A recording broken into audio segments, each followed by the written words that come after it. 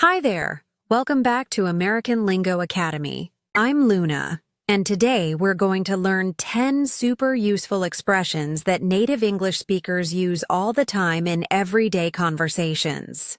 These are phrases you'll hear at work, with friends, and in daily life. So get comfortable, grab something to drink, and let's dive in together. Number 1. Break the ice. This is an idiom, and it's really common in social situations. When you break the ice, you say or do something to make people feel more comfortable and relaxed, especially when meeting for the first time or in an awkward situation. It's like breaking through that invisible wall of nervousness. For example, imagine you're at a work meeting with new team members. Nobody is talking, and everyone looks a little uncomfortable. Your manager tells a funny story about his weekend, and suddenly everyone is smiling and chatting. You can say, "That really helped break the ice. He made everyone feel comfortable and ready to talk." Here's another one. You're at a party and you don't know anyone except the host. You're standing alone feeling awkward. Then someone walks up to you and says, "Hey, I love your shirt. Where did you get it?" That simple compliment broke the ice. Now you can start a nice conversation and maybe make a new friend. Number 2. He's tied up at the moment. This is a common phrase we use to say someone is busy right now and can't talk or help you. Tied up doesn't mean someone is actually tied with rope. It means they're occupied with something important and they can't give you attention right now. You'll hear this a lot in offices, on phone calls, and in professional settings. For example, you call your doctor's office because you need to speak with the doctor about your test results. The receptionist answers and says, "I'm sorry, but Dr. Smith is tied up at the moment. He's with a patient right now.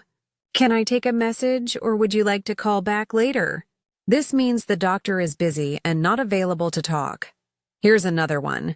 Your friend wants to meet your boss to ask about a job opening. You check with your boss, but she's in an important meeting.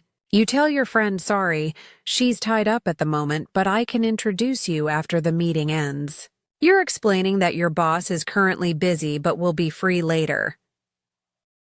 Number 3. Leave no stone unturned. This is an idiom that means to do everything possible to find something or solve a problem. When you leave no stone unturned, you check every possibility, you look everywhere, and you don't give up until you find what you're looking for. For example, your neighbor's dog runs away and she's really worried. She puts up posters all over the neighborhood. She checks the animal shelter every day. She posts on social media. And she walks around calling the dog's name for hours. She's leaving no stone unturned to find her beloved pet. She's doing absolutely everything she can think of. Here's another one. You're a detective investigating a crime. You interview every witness, you check all the security cameras in the area, you search through old records, and you follow every small clue. Your partner says, "Wow, you're really leaving no stone unturned on this case. You're being incredibly thorough because you want to solve it." Number 4. Dead ringer. When someone is a dead ringer for another person, it means they look almost exactly like them. The resemblance is so strong that you might confuse them. We use this when talking about people who look incredibly similar, like twins or someone who looks just like a famous person. For example, you're walking through the mall and you see a guy who looks exactly like your favorite actor. Same face, same hair, same build. You tell your friend, "Oh my gosh, that guy is a dead ringer for Chris Evans. I almost thought it was actually him." The resemblance is so striking that you had to look twice. Here's another one. Your coworker brings her daughter to the office. When you see the little girl, you're shocked because she looks exactly like your coworker did in old photos. You say she's a dead ringer for you. It's like looking at a photograph of you when you were her age. The daughter and mother look incredibly alike. Number 5. I looked for you. When you say this, you're telling someone that you tried to find them earlier. Maybe you searched for them in a building, you called them, or you went to a place where you thought they would be. For example, you arrive at school in the morning and see your classmate in the hallway. You say, "Hey, I looked for you yesterday after class because I wanted to return your notebook, but I couldn't find you anywhere. Where were you? You're explaining that you tried to find them, but they weren't around. Here's another one. Your friend was supposed to meet you at a coffee shop, but they arrived really late. When they finally show up, you say, I looked for you outside and near the parking lot. I thought maybe you were having trouble finding the place. You're letting them know you tried to help by searching for them. Number 6. Hand me the phone. This is a direct request that we use when we want someone to give us the phone. Hand means to give something to someone using your hands. We use this phrase all the time at home, at work, or anywhere when we need the phone quickly. For example, you're cooking dinner and your hands are covered in flour. Your phone rings from across the kitchen counter. You call out to your husband who's closer, Hey, can you hand me the phone? I can't reach it right now. You're asking him to bring the phone to you because you can't get it yourself. Here's another one. You're sitting in the living room and your mom is talking to your grandmother on the phone. Your grandmother asks to speak with you. Your mom says, Hold on, she's right here. And then she looks at you and says, Come here. Grandma wants to talk to you. Then she hands you the phone so you can have a conversation with your grandmother. Number 7. I call the shots. This is an idiom that means you're the person in charge who makes the decisions. When you call the shots, you have the authority and power to decide what happens. It's often used in business, leadership situations, or even in casual conversations about who's in control. For example, you start your own small business designing websites. You don't have a boss anymore. You make all the decisions about which projects to take, what to charge, and when to work. You tell your friend, I love being self-employed because now I call the shots. I decide everything about my work and my schedule. You're in complete control. Here's another one. Your kids are arguing about what movie to watch tonight. One wants an action movie, the other wants a comedy. Your husband looks at you and says, You picked last time, so tonight I call the shots. We're watching what I choose. He's saying he's the one making the decision this time. Number 8.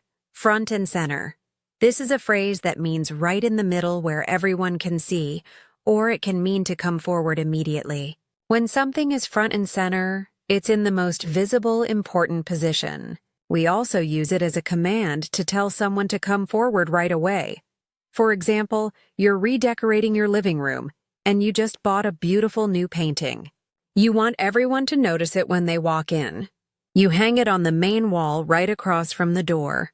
Your sister visits and says, Wow, you really put that painting front and center. Everyone who walks in will see it immediately. Here's another one. You're a teacher and you notice 2 students whispering in the back of the classroom.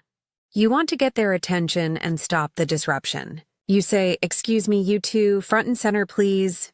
Come up here right now. You're commanding them to come to the front of the room immediately. Number 9. Are you looking for something or someone?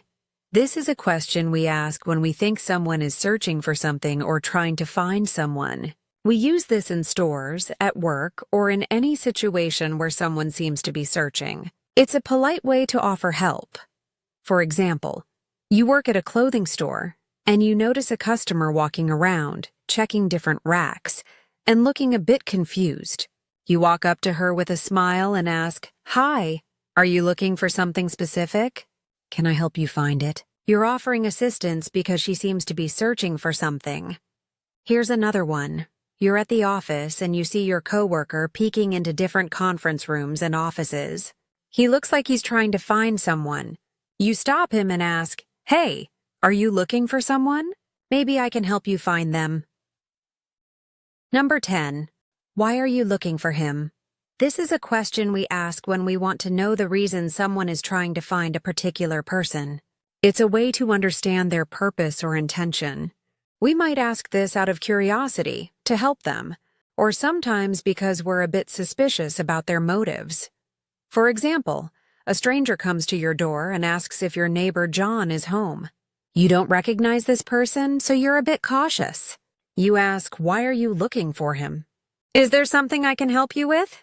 You want to know their reason before you give out information. Here's another one. Your teenage son comes home and immediately asks where his father is. He looks nervous and worried. You ask him, why are you looking for him? Is everything okay? Did something happen at school? You're concerned and you want to understand why he needs to find his dad. And that's it for today. We covered 10 really useful expressions that you'll hear native speakers use in everyday life.